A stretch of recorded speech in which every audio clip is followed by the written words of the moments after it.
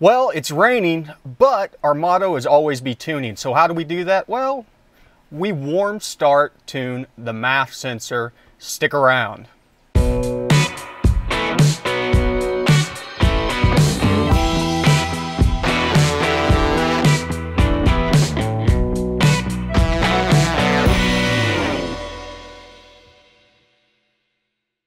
This video is intended for educational purposes only. Improper tuning can cause catastrophic mechanical damage, and you should do your own research before attempting any changes like this to a vehicle. Attempt custom tuning at your own risk. Hey everybody, welcome back to the garage, and as you can see, we are in the Super Auto right now, and well, I got the MAF relocated, got it reading in, went back to the original MAF file, and got some things sorted out, at least got it running. In fact, I took it up to about 16, 17 PSI of boost, and it's looking really good. So there will be some videos later on. In fact, this video was going to be about MAF tuning, but it is raining, and running this thing over 16 PSI in the rain just seems like a death wish. So we have an issue with warm start. Cold start, man, this thing fires right up. Fuel trims are falling in line really good. Warm start, we're having an issue, and a lot of guys deal with these kind of issues whenever they get to tuning, and there's a couple specific tables that we can look at based on MAF or VE, specifically on the Gen 5. A lot of these tables are on some of the other platforms though. Maybe not the, let me see here, the main one that we're going to be looking at today, which is crank airflow. For the Gen 5s. But I did want to give you guys a real quick tip on something. If you are having the disappearing serial wideband from your scanner, what you want to do is go into Device Manager. The quick way of doing that I've got pulled up here is hit the Windows button and just type in Device Manager. And if we go down to our ports, make sure you don't have any extra ports in here. You can see I've got two Bluetooth ports on here that always come back. That's because I have the Bluetooth device still as a device in here, and it'll automatically map the ports. If I delete these, literally just hit delete and uninstall, to where I only have one COM port left, and that is my serial COM port. 99% of the time, it will bring in the wideband. So I normally just leave this Device Manager open in the background. That way, if it starts dropping out again, I can jump over it to real quick and just delete those COM ports because they've came back. And for some reason, I talked about this on the Instagram. By the way, I have an Instagram, you know, at Goat Rope Garage. And I shot a video over at HP Tuner saying, please just let us choose the COM port in the scanner. Literally, all you got to do is put a preference box in there and say, hey, in this case, we are on COM 5. Let me default it to COM 5 because whenever I plug in, every time it's going to be on COM 5. But if you're having that issue, check that out. Let's go ahead. We're going to put the key on. Radio is probably going to kick on here. Let me make sure that doesn't happen. So we got the key on, the engine off. We've let our wideband warm up, and we're going to go ahead and connect up to the vehicle. Some of these we got to wait a little bit longer. There's a delay in the communications on it, and you'll just get all 9s on your AFR whenever you start logging. Okay, there we go. We're getting a live reading from our wideband, and we're going to go ahead, without changing anything, we're going to try a warm start on the truck.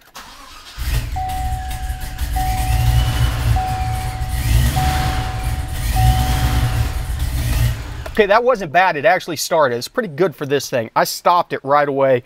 I wanted to look at the data. We can come back and look at our MAF. I actually spread this window out a little bit too far here.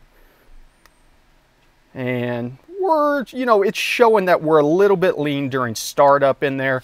I was watching the gauge. It kind of fell in line. And so what I wanted to try, and I don't know if this is going to work, I wanted to look at the base airflow table because this is based on temperatures, as you can see. If we go back and look at our scanner, we can look at our engine coolant temp. It's down here towards the bottom.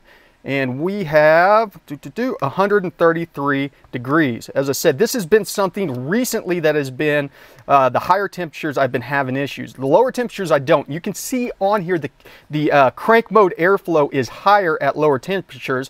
So I want to come in here basically where I'm having problems, around 111 and above, and I'm going to add 20% to start. Multiply it by 1.2, and I will go ahead and do my favorite thing, which is interpolate across a row to make sure we have a smooth transition. We're going to save this, load it up, and see if it makes any difference. While we're waiting for this to finish loading up here, don't forget to check out our websites, goatropegarage.com. That's where you can get merch, access to the Patreon for tuning assistance, things like that. We have upcoming classes this month. There's going to be 3 separate classes, 3rd gen, 4th gen, 5th gen. All of that can be found on goatropegarage.com. The other one is tuning101.com. Check that out. That takes you right to our YouTube homepage. Easy way to get to the playlist where you can find all the information broken down on generations, specific topics, things like that. It is a wealth of information. If you haven't checked it out already, go ahead and jump over there after this video. And don't forget to subscribe and ring that bell so you don't miss out on things like the live show on Thursday night.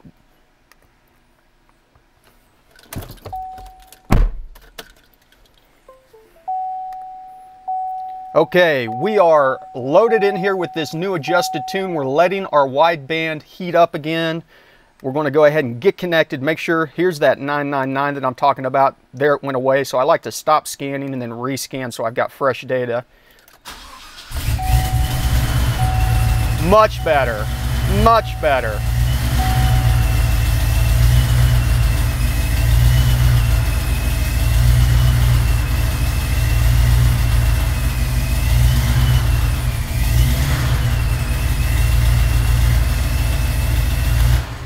Okay, we're still running a little lean up here. That's actually in the MAF table itself, not that base airflow table that we messed with.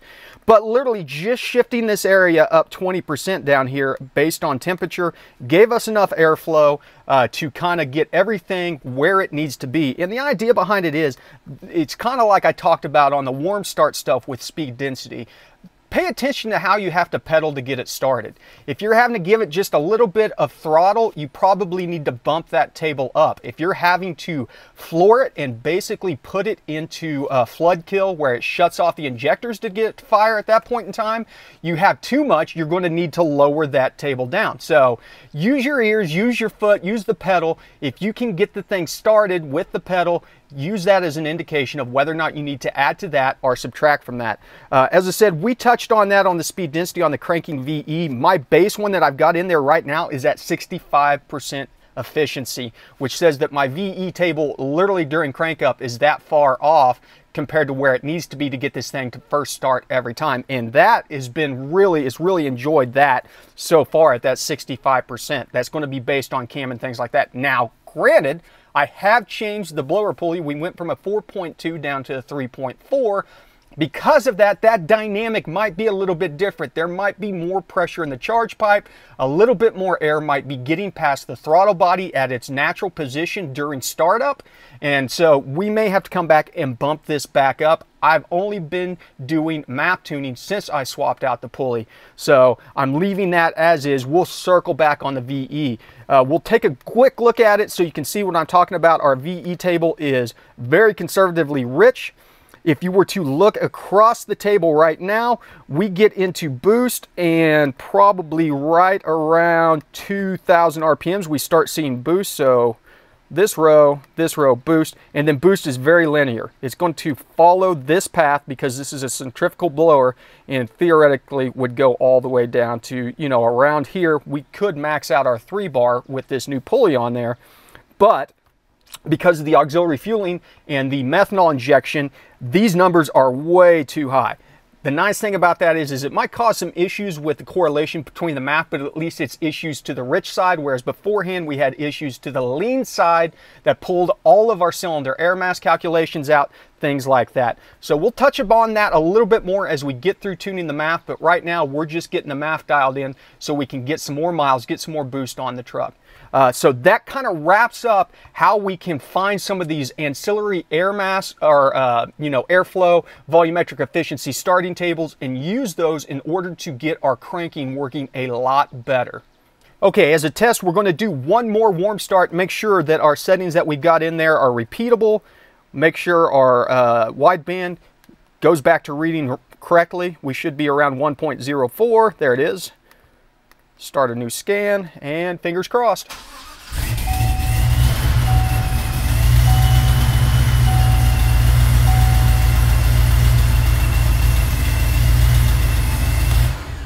Okay, it's still struggling a little bit. It could be massaged into place, but I'll be honest with you, for right now, for where we're at in tuning, I'm very happy with it, so we're going to leave it as is.